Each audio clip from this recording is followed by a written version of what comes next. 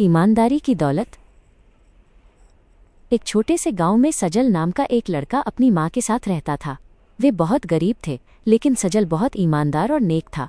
एक शाम सजल की माँ ने उदास होकर कहा, बेटा, आज हमारे घर में खाने को कुछ नहीं है। सजल ने अपनी माँ का हाथ थाम लिया और बड़े प्यार से बोला, माँ, आप चिंता मत करो, हमारी ईमानदारी का फल हमें जरूर मिलेगा। अगले दिन सजल सूखी लकड़ियां ढूंढने के लिए घने जंगल में गया। वहां कलकल बहती नदी के किनारे उसे गीली मिट्टी में दबी हुई एक पुरानी और धूल भरी नीली बोतल मिली। सजल ने सोचा कि शायद इसे बाजार में बेचकर वो अपनी माँ के लिए थोड़ा अनाज खरीद पाएगा। उसने जैसे ही बोतल को साफ करने के लिए उसे धीरे से रगड़ा, उसमें से अचानक एक सुनहरी रोशनी निकलने लगी। अचानक बोतल के मुंह से बैंगनी धुआं निकला और देखते ही देखते एक बड़ा मुस्कुराता हुआ जिन्न प्रकट हुआ। जिन्न का नाम ज़ैब था। ज़ैब ने अपनी लंबी मूंछों को सहलाते हुए गरजती हुई आवाज में कहा, नन्हे दोस्त, तुमने मुझे सदियों पुरानी कैद से आज़ाद किया है। मैं तुम्हारी कोई भी एक इच्छा पूरी कर सकता हूँ। बताओ, तुम्हें क्या चाहिए? सोना, चांदी या महल? सजल ने एक पल के लिए भी धन दौलत या खिलौनों के बारे में नहीं सोचा। उसने हाथ जोड़कर बहुत ही विनम्रता से कहा, ज़ैब, मेरी माँ आज बहुत भूखी है। क्या आप हमारे लिए आज रात के स्वादिष्ट भोजन का इंतजाम कर सकते हैं? ज़ैब सजल की इस निस्वार्थ भावना और माँ के प्रति प्रेम को देखकर बहुत दंग रह गया। उसने मुस्कुराते हुए अपनी उंगलियां हवा में चटकाईं। पलक झपकते ही सजल के सामने एक लकड़ी की सुंदर मेज प्रकट हुई जो तरह तरह के पकवानों से सजी थी।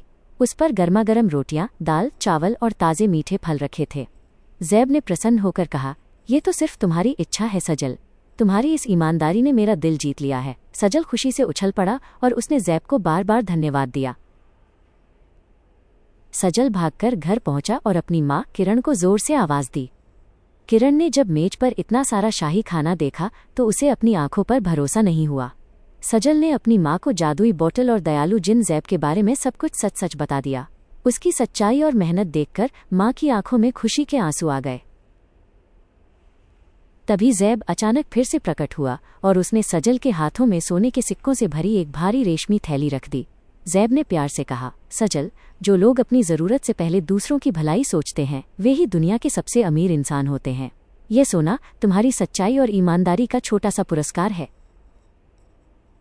सजल अब बहुत समृद्ध हो गया था, लेकिन उसका स्वभाव जरा भी नहीं बदला। उसने अपनी दौलत का इस्तेमाल खुद पर करने के बजाय गांव के दूसरे गरीब और बेसहारा लोगों की मदद के लिए किया। उसने सबसे पहले गांव के बीमार और बुजुर्गों के लिए अनाज और गर्म ऊनी कंबल खरीदे। सजल हर दिन खुद सामान लेकर जरूरतमंदों के पास जाता था।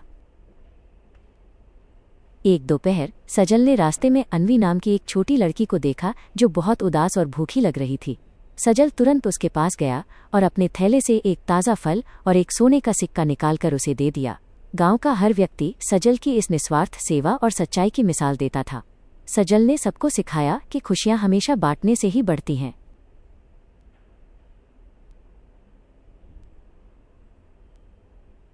सजल और उसकी माँ किरण अब एक सादे लेकिन बेहद सुंदर घर में सुख शांति से रहने लगे। वे हमेशा जानते थे कि उनकी असली दौलत सोना चांदी नहीं, बल्कि उनकी ईमानदारी और दयालुता है। ज़ैब दूर बादलों के बीच से उन्हें देखकर संतोष के साथ मुस्कुरा रहा था। उसे खुशी थी कि उसकी जादुई बोतल एक सही और नेक दिल इंसान को मिली।